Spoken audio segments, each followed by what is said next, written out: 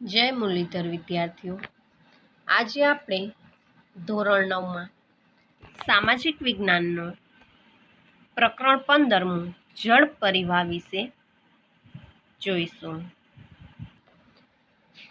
તો જળ પરિવાહમાં આપણે જળ પરિવાહ, નદી બેસિન, જળ વિભાજક, ત્યારબાદ નદીઓની વિવિધ અવસ્થાઓ વિશેની માહિતી જોઈ હતી.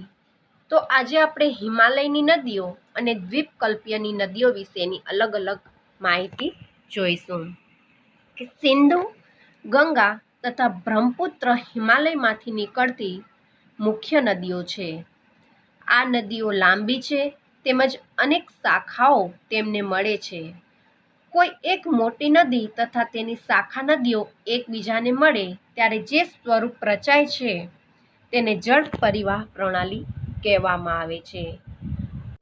હવે આપણે સિંધુ નદી પ્રણાલી વિશે જોઈશું. કે સિંધુ નદીનું ઉદ્ગમ સ્થાન તિબેટમાં આવેલ માનસરોવરની નજીક છે. કે સિંધુ નદીનું જે ઉદ્ભવ સ્થાન છે તે તિબેટમાં માનસરોવરની નજીક આવેલું છે. તો પ્રથમ તે પશ્ચિમમાં વહી ઉત્તર પશ્ચિમ તરફ ગતિ કરે છે. તે જમ્મુ કાશ્મીરના લદ્દાખ જિલ્લામાં પ્રવેશ કરે છે અને અહીં તેણે દુર્ગમ કોતરોનું નિર્માણ કર્યું છે. અહીં આકૃતિમાં આપણે જોયું નકશામાં કે સિંધુ નદી જે છે તે અહીંથી શરૂ કરી અને પાકિસ્તાન થઈ અને છેલ્લે તે અરબ સાગરને મળે છે. તો તેને શાખા નદીઓ તરીકે સતલુજ નદી, બિયાસ, રાવી, ચિનાબ અને ઝેલમ એ તેને મળતી શાખા નદીઓ છે. કે આ પાંચે નદીઓ પાકિસ્તાનના મીઠાનકોટ પાસે સિંધુ નદીને મળે છે. કે આ પાંચે શાખા નદીઓ જે છે તે સિંધુ નદીને પાકિસ્તાનના મીઠાનકોટ નામની જગ્યા પાસે મળે છે. આ બધી નદીઓનો સંયુક્ત પ્રવાહ દક્ષિણ તરફ વહી છેવટે પાકિસ્તાનમાં થઈ અને અરબ સાગરને મળે છે. કે સિંધુ નદી અને તેની શાખા નદીઓનો સંયુક્ત પ્રવાહ એક સાથે મળી અને દક્ષિણ દિશા તરફ વહી અને છેવટે પાકિસ્તાનમાંથી તે પસાર થાય છે અને પછી છેલ્લે તે અંતમાં અરબ સાગરને મળે છે. તો આ નદી મેદાની પ્રદેશમાં મંદ પ્રવાહે વહે છે. આ નદી બેસિનનો ત્રીજો ભાગ ભારતના જમ્મુ કાશ્મીરના પર્વતીય ક્ષેત્રોમાં આવેલો છે. કે સિંધુ નદીનો જે મેદાની પ્રદેશ છે ત્યાં આગળ મંદ પ્રવાહ જોવા મળે છે અને સિંધુ નદી બેસિનનો જે ત્રીજો ભાગ છે એ ત્રીજો ભાગ માત્ર ખાલી ભારતના જમ્મુ કાશ્મીરના પર્વતીય ક્ષેત્રમાં આવેલો જોવા મળે છે. તો સિંધુ નદીની લંબાઈ 2900 કિલોમીટર છે.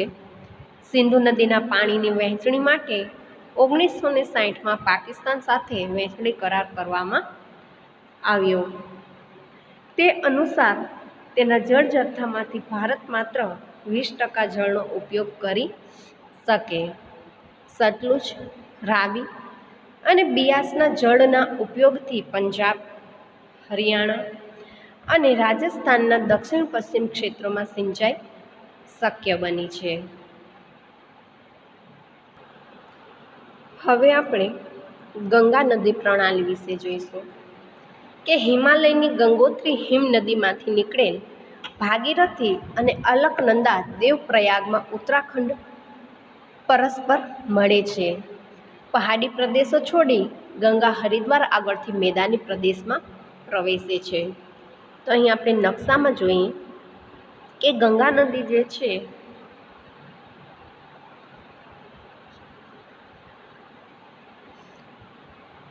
તે અહીંથી શરૂ કરી અને આવી રીતના તેનું વહેણ જોવા મળે છે. કે હિમાલયમાંથી આવતી અનેક નદીઓ ગંગા નદીને મળે છે. કે જેમાંની મુખ્ય નદીઓ યમુના, ઘાઘરા, ગંડક તથા કોસી છે. કે ગંગા નદીને ઘણી બધી નદીઓ શાખા નદીઓ તરીકે મળે છે, જેમ કે અહીંયા કણે કોશી નદી, ગંડક, ઘાઘરા. તો આ બધી નદીઓ તેની શાખા નદીઓ છે. તેના કારણે ઉત્તરના મેદાની પ્રદેશોમાં દર વર્ષે પૂરનો પ્રકોપ જોવા મળે છે. કેટલાક વિસ્તારોમાં ભારે જાનમાલની હાનિ થાય છે, તેમ છતાં આ નદીઓએ રચેલા ફળદ્રુપ કાંપના મેદાનોમાંથી ભારત કૃષિ ક્ષેત્રે સમૃદ્ધિ પ્રાપ્ત કરી શક્યું છે. કે આ બધી નદીઓ ઉત્તર પ્રદેશમાં તેનો ભાગ આવેલો હોવાથી ઉત્તર પ્રદેશમાં ભારે વરસાદના કારણે જાનમાલની હાનિ થતી હોય છે. તો છતાં પણ નદીઓએ રચેલા ફળદ્રુપ કાંપના જે મેદાનો છે તેનાથી ભારતને કૃષિ ક્ષેત્રે સમૃદ્ધિ પ્રાપ્ત થાય છે. દ્વીપકલ્પીય ઉચ્ચ પ્રદેશમાંથી નીકળતી કેટલીક નદીઓમાં ચંબલ અને બેતવા યમુનાને તથા સોણ નદીને મળે છે. તો આ નદીઓ અર્ધશુષ્ક ક્ષેત્રોમાંથી નીકળે છે, તેમજ તેમની લંબાઈ પણ ઓછી છે અને તેઓનો જળ જથ્થો પણ મર્યાદિત છે. ઉત્તર તથા દક્ષિણમાંથી મળતી નદીઓનો સંયુક્ત પ્રવાહ આગળ વધી અને બે ભાગમાં વહેંચાય છે. તો એક ફાંટો બાંગ્લાદેશમાં પ્રવેશે છે. કે ગંગા નદીનો જે સંયુક્ત પ્રવાહ આગળથી ફરી પાછો બે ફાંટોમાં વહેંચાય છે. તો જ્યારે બે ભાગમાં વહેંચાય છે ત્યારે એનો એક અહીંથી તે બે ભાગમાં વહેંચાય છે, તો એક ફાંટ એનો બાંગ્લાદેશમાં પ્રવેશે છે. તો બાંગ્લાદેશમાં તેને પદ્માના નામે ઓળખવામાં આવે છે અને તેનો બીજો ફાંટો તે પશ્ચિમ બંગાળમાં ભાગીરથી હુગલીના નામે ઓળખાય છે. છેવટે આ બંનેના જે પ્રવાહો છે એ બંગાળાની ખાડીને મળે છે. તો ગંગાનો પ્રવાહ બાંગ્લાદેશમાં પદ્માના નામે ઓળખાય છે અને અહીં તે બ્રહ્મપુત્ર નદીના પ્રવાહની સાથે ભળી જાય છે.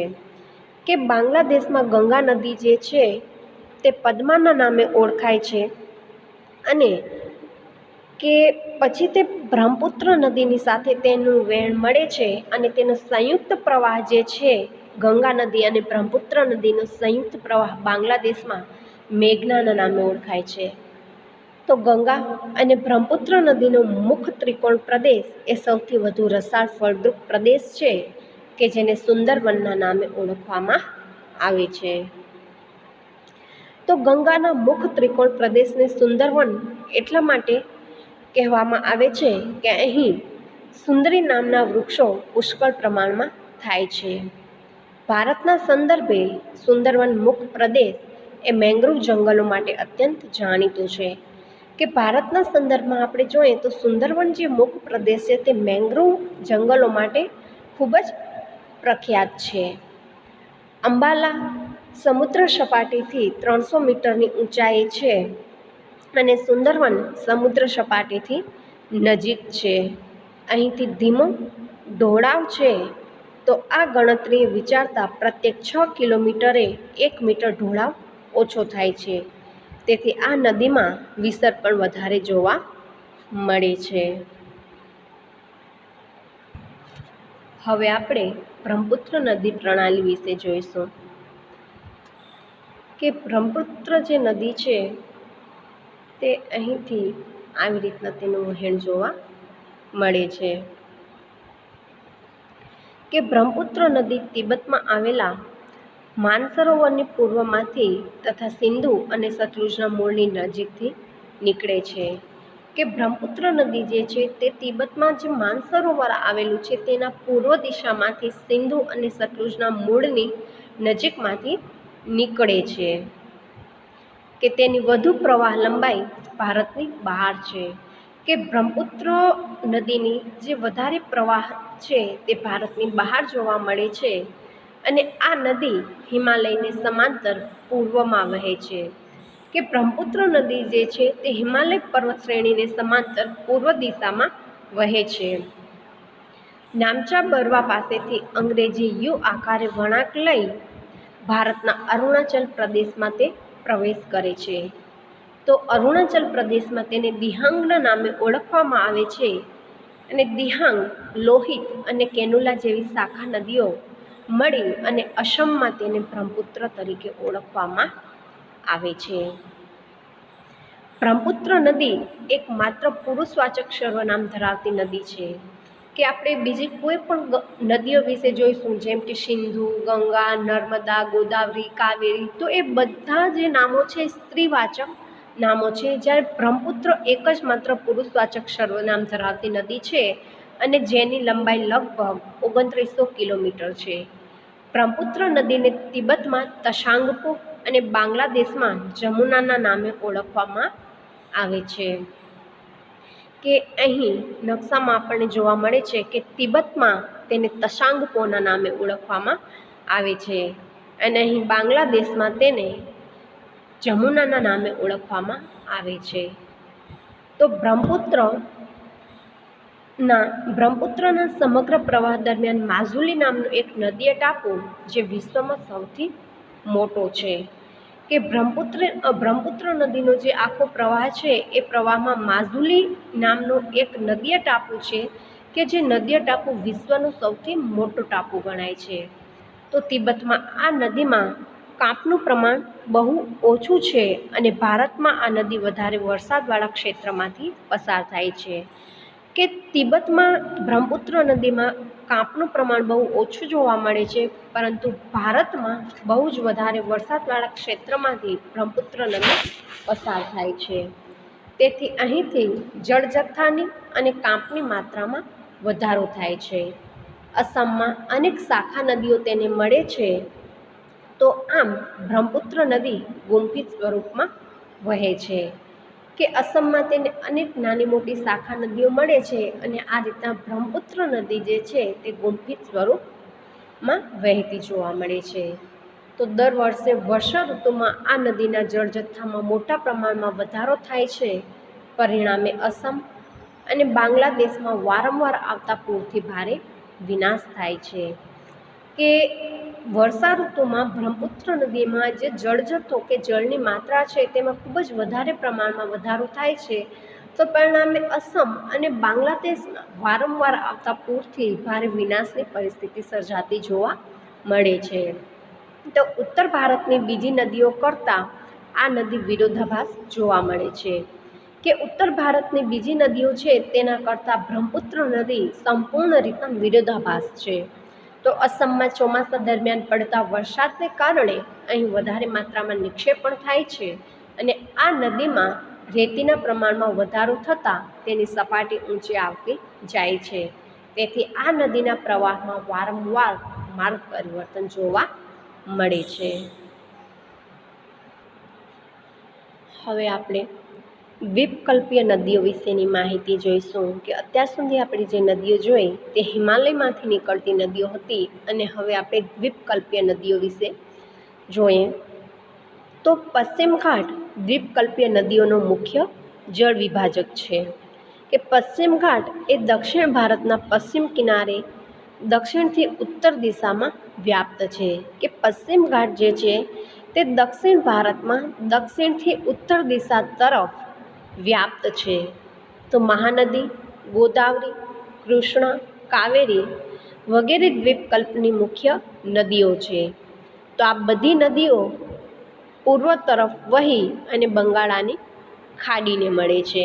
કે મહાનદી, ગોદાવરી, કૃષ્ણા, કાવેરી વગેરે નદીઓનો વહેણ પશ્ચિમથી પૂર્વ દિશા તરફના છે અને અંતમાં તે બંગાળાની ખાડીને મળે છે અને તે મુખ ત્રિકોણ પ્રદેશ ડેલ્ટા ધરાવે છે.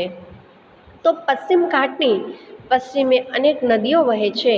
અલબત્ત નર્મદા અને તાપી જેવી મોટી નદીઓ પૂર્વથી વહી અને પશ્ચિમ દિશા તરફ આવેલા અરબ સાગરને મળે છે. તો હવે આપણે દ્વીપકલ્પીય નદીઓ વિશે અલગ અલગ નદીઓ વિશેની માહિતી જોઈએ. તો સૌ પ્રથમ આપણે નર્મદા બેસિન વિશેની માહિતી જોઈશું. કે નર્મદા એ મધ્યપ્રદેશના અમરકંટક પાસેથી નીકળે છે. કે અમરકંટક જે છે તે સાતપુડાની પર્વત શ્રેણીઓમાં આવેલું એક સ્થળ છે અને તે મધ્યપ્રદેશ, મહારાષ્ટ્ર, ગુજરાત, ભરૂચ થઈ અને અંતમાં ખંભાતના અખાતમાં મળે છે. તો તે પશ્ચિમ બાજુએ એક ફાટ ખીણમાં થઈ અને વહે છે અને જબલપુર પાસે સંગેમરમરના ખડકાળ પ્રદેશોમાંથી તેનું વહન થાય છે અને અહીં ઢોળાવને કારણે તે તીવ્ર વેગથી વહે છે અને જ્યાં કણે તે ધુઆંધર ધોધની રચના કરે છે. તો આ નદીની શાખા નદીઓની લંબાઈ વધારે નથી અને મોટાભાગની નદીઓ કાટખૂણે મળે છે. આ નદીનો બેસિન મધ્યપ્રદેશ અને ગુજરાતમાં વ્યાપ્ત છે અને નર્મદા નદીની લંબાઈ લગભગ 1312 કિલોમીટર છે. કે નર્મદા નદીને ગુજરાતની જીવાદોરી સમાન ગણવામાં આવે છે અને ગુજરાતના ગામડા સુધી તેનું પાણી લોકોને પ્રાપ્ત થાય તે માટેના પ્રયત્ન કરવામાં આવ્યા છે. હવે આપણે તાપી બેસિન વિશે જોઈએ કે મધ્યપ્રદેશમાં સાતપુડાની ગિરિમાળાઓ છે અને અહીંના બેતુલ જિલ્લામાંથી તાપી નદીનો ઉદ્ભવ થયેલો છે. એટલે કે તાપી નદી એ મધ્યપ્રદેશના સાતપુડાની ગિરિમાળામાંથી જે બેતુલ જિલ્લા છે તો એ બેતુલ જિલ્લામાંથી તેનો ઉદ્ભવ છે. તે નર્મદાની સમાંતર એક ફાટ ખીણમાં થઈ વહી અને છેલ્લે અંતમાં તે અરબ સાગરને મળે છે. તો મધ્યપ્રદેશ અને મહારાષ્ટ્રમાં તેનું બેસિન ક્ષેત્ર વ્યાપ્ત છે. અરબ સાગર તથા પશ્ચિમ ઘાટની વચ્ચેનું કિનારાનું મેદાન સાંકડું છે અને અહીંની નદીઓની લંબાઈ ખૂબ જ ઓછી છે. પશ્ચિમ બાજુએ વહેતી મુખ્ય નદીઓની લંબાઈ ખૂબ જ ઓછી છે અને પશ્ચિમ બાજુએ વહેતી મુખ્ય નદીઓમાં સાબરમતી અને મહી એટલે કે મહીસાગરનો સમાવેશ થાય છે અને પશ્ચિમ તરફ વહેતી મુખ્ય નદીઓમાં આ નદીઓ છે અને તાપી નદીની લંબાઈ લગભગ 724 કિલોમીટર જેટલી છે. હવે આપણે ગોદાવરી બેસિન વિશે જોઈએ કે આ નદી દ્વીપકલ્પીય નદીઓમાં સૌથી મોટી નદી છે. તે મહારાષ્ટ્રના નાસિક જિલ્લાના પશ્ચિમ ઘાટના ઢોળાવોમાંથી નીકળે છે અને તેની લંબાઈ લગભગ 1465 કિલોમીટર છે. આ નદી પૂર્વમાં વહી અને બંગાળાની ખાડીને મળે છે અને દ્વીપકલ્પીય નદીઓમાં સૌથી મોટું નદી બેસિન ક્ષેત્ર એ ગોદાવરી નદીનું છે. આ નદી બેસિનનો 50% ભાગ મહારાષ્ટ્રમાં છે અને બાકીનું બેસિન ક્ષેત્ર મધ્યપ્રદેશ અને આંધ્રપ્રદેશમાં જોવા મળે છે. તો ગોદાવરી નદીને અનેક તેની શાખા નદીઓ પણ મળે છે કે જેમાં પૂર્ણા, વર્ધા, પ્રાણહિતા, માંજરા, વૈનગંગા અને પેનગંગાનો સમાવેશ થાય છે. એટલે કે એ બધી તેની સહાયક નદીઓ છે. ગોદાવરીનો પ્રવાહન માર્ગ લાંબો અને બેસિન ક્ષેત્ર પણ વિસ્તૃત છે જેથી તેને દક્ષિણી ગંગા તરીકે પણ ઓળખવામાં આવે છે. ઘણી બધી વખત પરીક્ષામાં આ પ્રશ્ન પૂછાતો હોય છે કે દક્ષિણી ગંગા તરીકે ઓળખાતી નદી કઈ છે? તો આપણે ખાસ યાદ રાખવાનું છે ગોદાવરી નદી એ દક્ષિણી ગંગા નદી છે. હવે આપણે મહાનદી બેસિન વિશે જોઈએ કે મહાનદીનું ઉદ્ગમ સ્થાન છત્તીસગઢના પહાડી ક્ષેત્રમાં છે અને તે ઓડિશામાંથી વહી અને બંગાળાની ખાડીને મળે છે. તેની લંબાઈ લગભગ 860 કિલોમીટર છે અને તેનું બેસિન ક્ષેત્ર છત્તીસગઢ, ઝારખંડ તથા ઓડિશામાં છે. હવે આપણે કૃષ્ણા બેસિન વિશેની માહિતી જોઈએ કે તે મહારાષ્ટ્રના પશ્ચિમ ઘાટના મહાબળેશ્વર પાસેથી નીકળે છે અને તે લગભગ 1400 કિલોમીટરની લંબાઈ ધરાવે છે. કે કૃષ્ણા નદીનું ઉદ્ગમ સ્થાન મહાબળેશ્વર મહારાષ્ટ્રમાંથી છે અને તેમને મળતી શાખા નદીઓમાં તુંગભદ્રા, કોયના, ઘાટપ્રભા, મુશી તથા ભીમા છે અને તેનું બેસિન ક્ષેત્ર મહારાષ્ટ્ર, કર્ણાટક અને આંધ્રપ્રદેશમાં ફેલાયેલું છે. હવે આપણે કાવેરી બેસિન વિશે જોઈએ કે કાવેરી પશ્ચિમ ઘાટની બ્રહ્મગીરી પર્વતમાળામાંથી નીકળે છે. કે કાવેરી નદીનું ઉદ્ગમ સ્થાન પશ્ચિમ ઘાટના બ્રહ્મગીરીની પર્વતમાળામાંથી છે. તેની લંબાઈ લગભગ 760 કિલોમીટર છે. તેને મળતી શાખા નદીઓ અમરાવતી, ભવાની, હેમાવતી તથા કાલિની છે અને તેનું બેસિન ક્ષેત્ર કેરળ, કર્ણાટક અને તમિલનાડુમાં વ્યાપ્ત છે. તો આ રીતના કાવેરી નદીની શાખા નદીઓ પણ અનેક છે અને તેનું બેસિન ક્ષેત્ર પણ અલગ અલગ રાજ્યો જેવા કે કેરળ, કર્ણાટક અને તમિલનાડુમાં જોવા મળે છે. તે તમિલનાડુના કુડલુરના દક્ષિણમાં કાવેરીપટ્ટનમથી બંગાળની ખાડીને મળે છે. આ સિવાય પણ દક્ષિણની અન્ય નદીઓ છે કે અન્ય નાની નદીઓમાં જે પૂર્વ તરફ વહી અને બંગાળની ખાડીને મળે છે કે તેમાં દામોદર, બ્રાહ્મણી, વૈતરણી તથા સુવર્ણરેખાનો સમાવેશ થાય છે. કે આમ આપણે જોઈએ તો પૃથ્વીની સપાટી પર આશરે 71% જલાવરણ છે અને તેમાંથી 97% જળ ખારું છે. માત્ર ખાલી 3% જળ પેયજળ તરીકે ઉપલબ્ધ છે કે જેનો ચોથો ભાગ બરફના રૂપમાં છે. હવે આપણે સરોવરો વિશેની માહિતી જોઈશું કે ભારતમાં અનેક નાના મોટા સરોવરો આવેલા છે અને આ સરોવરોમાં કેટલાક સરોવરો પવન, નદીઓ અને માનવ પ્રવૃત્તિને લીધે રચાયા છે. તો મીઠા પાણીના સરોવરો હિમાલયના પહાડી વિસ્તારોમાં જોવા મળે છે અને મોટાભાગના સરોવરોમાં ચોમાસા દરમિયાન પાણી હોય છે. શુષ્ક ક્ષેત્રોમાં અંતઃસ્થળીય નદીઓ વડે કાશ્મીરી ક્ષેત્રમાં સરોવરોની રચના હિમનદીથી થયેલી છે. અહીં આ નકશામાં આપણને ઘણા બધા સરોવરો જોવા મળે છે, જેમ કે વુલ્લડ સરોવર, દલ સરોવર, ભીમતાલ, નૈનીતાલ, સાંભર સરોવર, બડાપાની, લોકતાક, ચિલ્કા, લિંગામકી, કોલેરુ, પુલિકટ, વેંકનાડુ સરોવર. તો આ બધા જ સરોવરો આપણા ભારતમાં આવેલા છે. તો કેટલાક સરોવરો પવન, નદીઓ અને માનવ પ્રવૃત્તિને કારણે રચાયેલા છે. વિસર્પી નદીઓમાં પૂરના પ્રકોપના કારણે ઘોડાની નાળ જેવા સરોવરો રચાયા છે કે જે સમુદ્રની ભરતીના કારણે લઘુ સરોવરો રચાયેલા છે.